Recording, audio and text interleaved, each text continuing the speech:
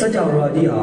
အမြဲတမ်းကျွန်တော်တို့လူသားတွေရဲ့အသိပညာစူးစမ်းမှုတွေအတွက်အဆုံးသတ်နေနမိတ်တစ်ခုဖြစ်ခဲ့တယ်။တမိုင်းတစ်လျှောက်လုံးမှာကျွန်တော်တို့တွေဟာလူသားတွေနေထိုင်ရာကမ္ဘာကြီးအပြင်ဘက်ကစကြဝဠာအကြောင်းကိုနားလည်ဖို့အတွက်ကောင်းကင်ကနေတစ်ဆင့်စူးစမ်းရှာဖွေခဲ့ကြတယ်။ဒီနေ့အချိန်ကာလမှာအဲဒီလိုကြိုးပမ်းမှုတွေဟာသိတာထင်ရှားတဲ့ရလဒ်တွေထွက်ပေါ်လာခဲ့ပြီဖြစ်ပါတယ်။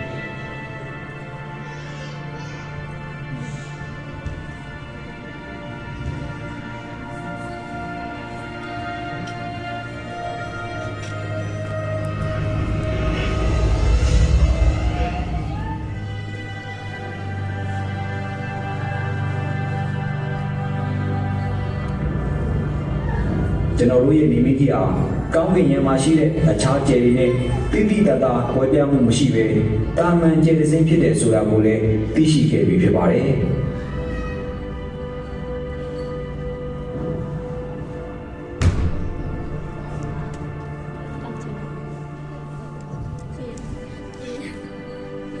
ဒါအပြင်ကျွန်တော်တို့ဟာဒီအဖွဲ့အစည်းမှာရှိတဲ့တခြားဂျိုတွေနဲ့၎င်းတို့ရဲ့ပြည်သူမှုအခြေအနေတွေကိုလည်းသိရှိခဲ့ကြပြီးဆက်လက်လေ့လာနိုင်ခဲ့ပါတယ်။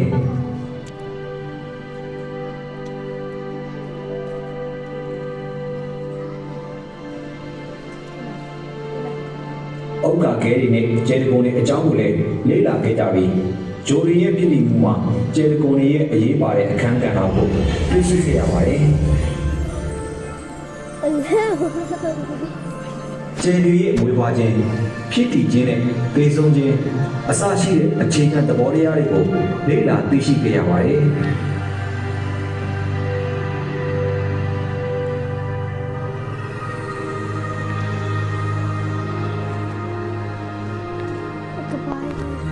ကဘာကြီးလိုပဲ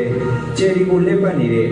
ထောင်ပေါင်းများစွာသောနေအဖွဲ့အစည်းပြင်ပဂျိုတွေကိုလည်းရှာဖွေတွေ့ရှိခဲ့ကြရပါတယ်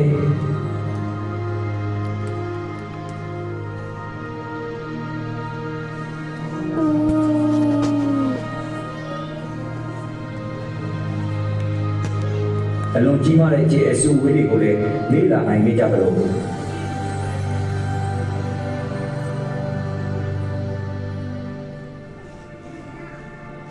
ကျဲသေးတွေကိုအဆက်မပြတ်ဝေးဖွားပေးနေတဲ့ဖုံမိုးတွေနဲ့ဓာတ်ငွေတွေစုဝေးထားတဲ့တိမ်တိုက်ကြီးတဲ့အကြောင်းကိုလည်းရှာဖွေတွေ့ရှိခဲ့ကြပါတယ်။